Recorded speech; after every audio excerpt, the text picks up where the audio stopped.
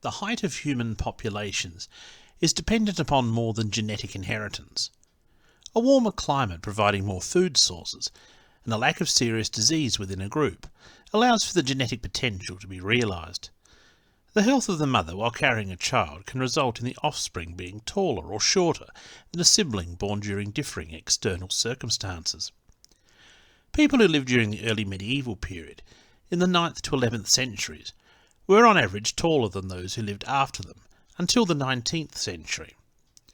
A European in the 11th century averaged 173 centimetres, whereas one from the 1600s, at the height of the Little Ice Age, averaged 167 centimetres. In the eastern Mediterranean, around 16,000 BC, males were on average 179 centimetres tall. This height slowly fell until by 4000 BC the average height was only 161 centimetres. Females experienced a parallel diminution. Thereafter heights rose and fell until today, when the average is 177 centimetres for men. During the Chibanian period, formerly known as the Middle Pleistocene, which lasted from 770,000 to 126,000 years ago, Heidelberg man is known to have reached a height of 181 centimetres, in the case of an individual whose bones were found in Zambia. Only two other remains from this period allow for estimates of height, which are shorter: 157 to 165 centimetres for females, and 169 centimetres for another male. Neanderthals, who lived between 200,000 and 28,000 years ago, averaged 155 centimetres for females and 165 centimetres for males, possibly due to the colder temperatures they were adapted to live in.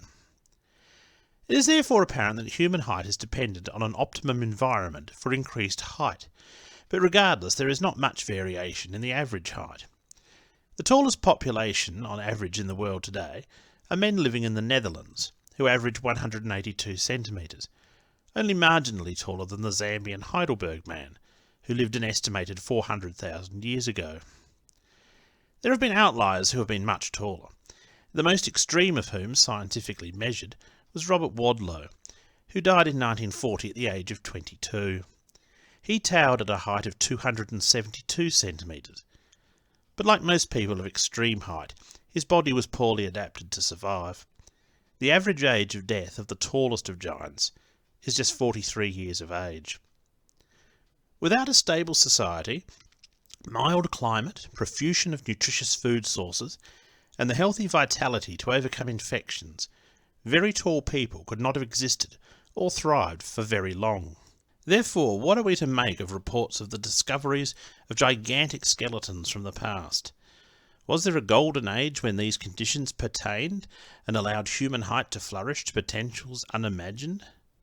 Some of the claims are so outrageous they are presumably inventions, but there remains that possibility that some which seem improbable are possibly true. Many old tales of the discovery of giant skeletons have been explained as the bones of prehistoric animals. It is of course noteworthy that many other types of mammals once grew to sizes well beyond that of present-day species.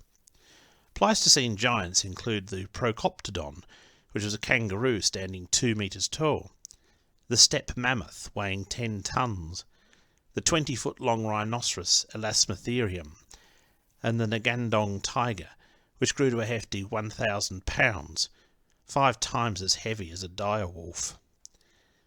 More recent reports, though, unless they are outright fabrications, hint at people and places lost in the dark corners of history. Among the many claims of giant skeletons found are the following, which is by no means an exhaustive listing of such claims. Early in 1876, a skeleton was discovered in sandhills in New Zealand, which measured almost 7 feet long. The teeth were worn flat. It was disclosed that the skull had been preserved as a curiosity. St. Mary's Church, Fawnhope, in Hereford, was said to have harboured a secret burial beneath a brick vault underneath the church. In April 1882, it was announced a skeleton 8 foot 5 inches had been found within this long-forgotten tomb. Like many stories of such discoveries, it rather oddly crumbled to dust straight away. In November 1883, in Barnard, Missouri, a skeleton was dug up on the farm of John Hannon. This person would have stood 12 feet tall in life, with feet 18 inches long. The remains had been laying face down 20 feet below the surface until partially revealed by heavy rains. Some of the bones crumbled when removed from the earth. Near the site of an ancient chapel in Holbeach, England, a skeleton 7 foot 2 was discovered with all its teeth in perfect condition when the ground was being dug to build a new house in September 1903. Next to the skeleton was a curious key, the purpose of which was unknown. A more unlikely skeleton was said to have been dug up near Winnemucca, Nevada, in January 1904. This one claimed to be 11 feet in length. In its 18th of March 1910 issue, the Rathdrum Tribune of Rathdrum, Idaho, reported on the discovery of a giant skeleton.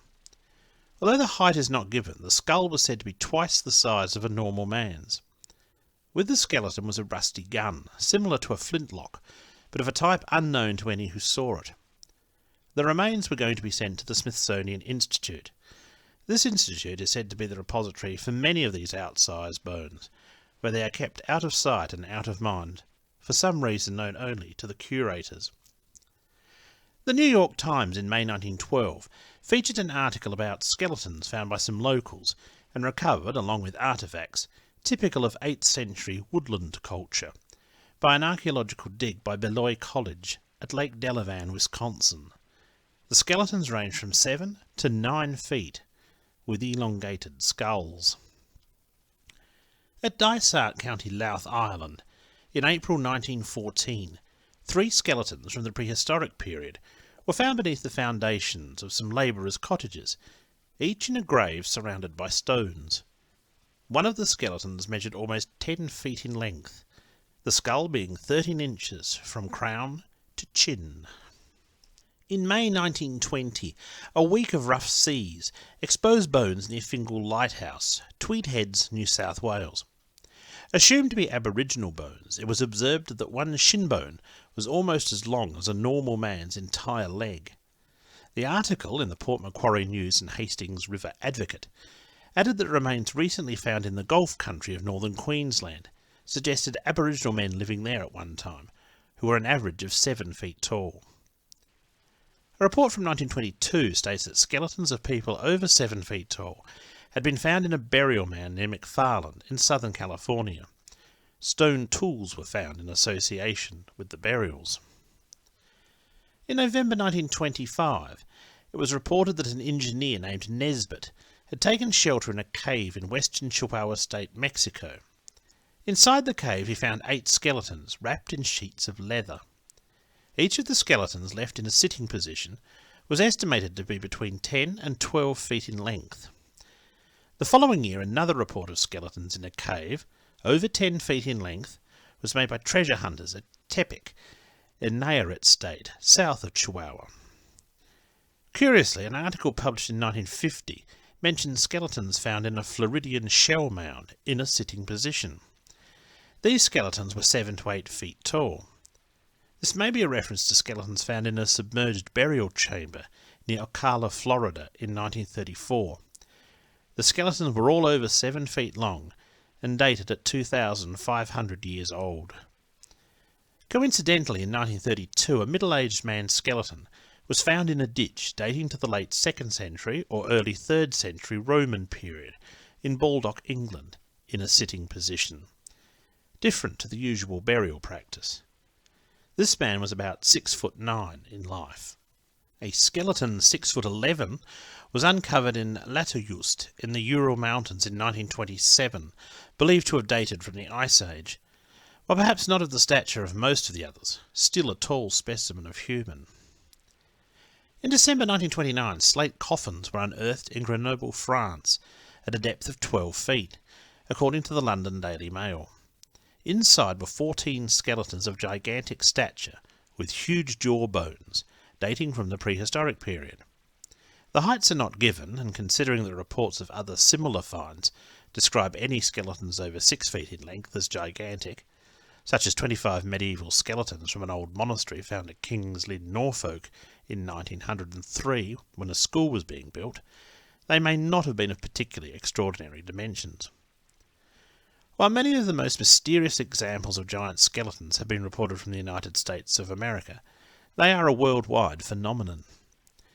In South Australia in October 1903, bones were reported in the Sandhills, about 3 miles south of Port Noarlunga. Upon checking, a policeman declared they were old, and therefore Aboriginal bones. There were 2 skeletons which had been uncovered by the elements, and it was assumed there was a burial ground at the site. No size was given, but one of the skeletons was said to have been that of a giant. Another giant skeleton made an appearance in 1907.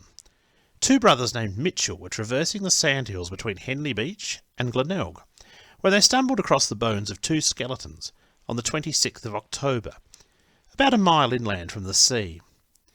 This was probably somewhere close to where Adelaide Airport is now situated. The constable at Theberton was alerted and attended. Again, he assumed the remains to be Aboriginal and that a burial ground was nearby. The thigh bone was considerably longer than that of the constable, who stood 6 feet tall, giving an indication the dead man was around 7 feet tall in life. Presumably the skeletons were reburied where they were found, although it is possible they were taken away to museums. Nothing was said either way. Perhaps they and others are there in the ground, a silent enigma to days long gone that we can glimpse but never really know, when there were giants who walked the earth.